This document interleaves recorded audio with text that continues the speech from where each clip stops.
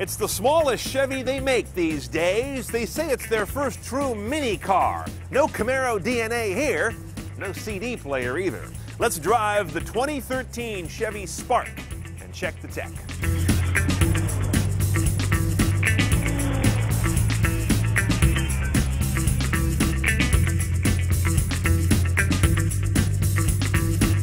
So what is a Spark? It is the new small car, bottom of their line. Very small, but still 4 or 5 inches longer than a Fiat 500, to give you some idea.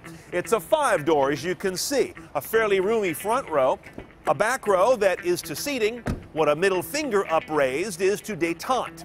In the back, you lift the hatch, and this is the only way the car is available, by the way, and you've got a very shallow, rather tall cargo bay.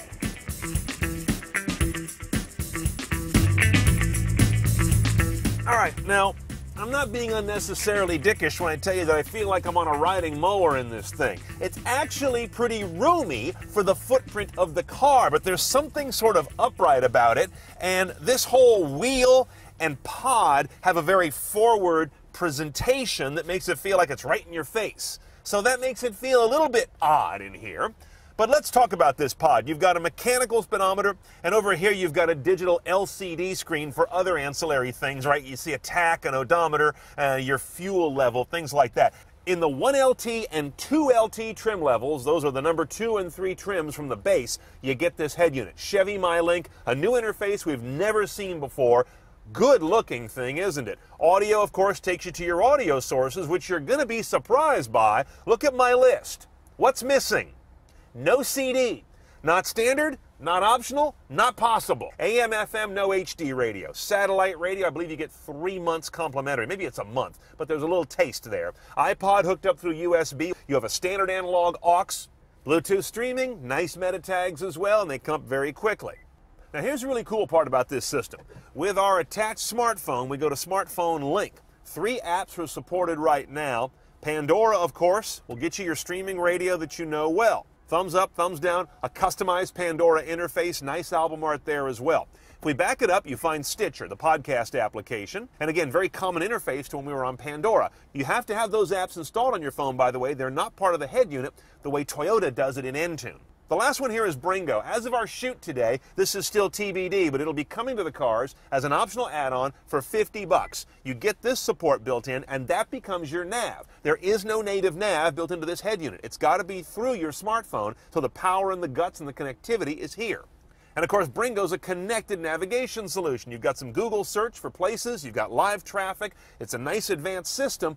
But again, you've got to bring the horsepower and pay $50 for the app integration up here. In early 2013, the Spark will also add support for Siri through an iPhone 4S or 5, including an eyes-free mode that keeps the iPhone screen dark during Siri sessions, giving you no reason to take your eyes off the road and look at the phone.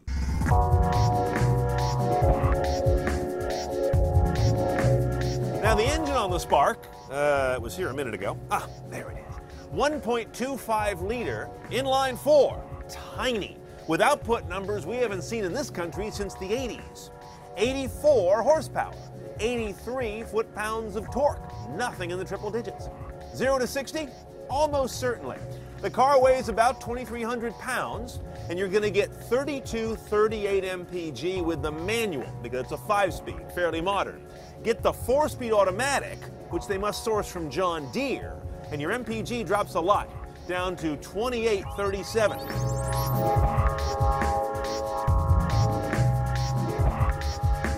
Okay, when you set off in the Spark, you obviously don't expect much from a car with single-digit power and a pretty cheap price.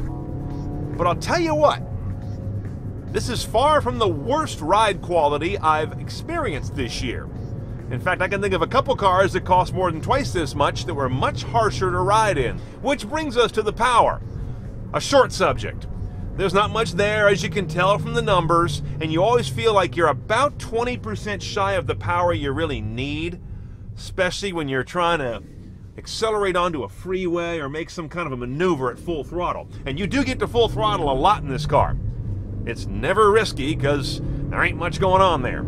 Good visibility in this guy because you've got those nice deep windows back there, they don't have any tinting on them. That's a big old backlight on that hatch as well. And these little quarter peekaboo windows here just give you a nice big greenhouse. It's one of the things that little cars can do to do themselves a favor. As far as shifting, the clutch and gearbox are actually just fine. They're not bad at all.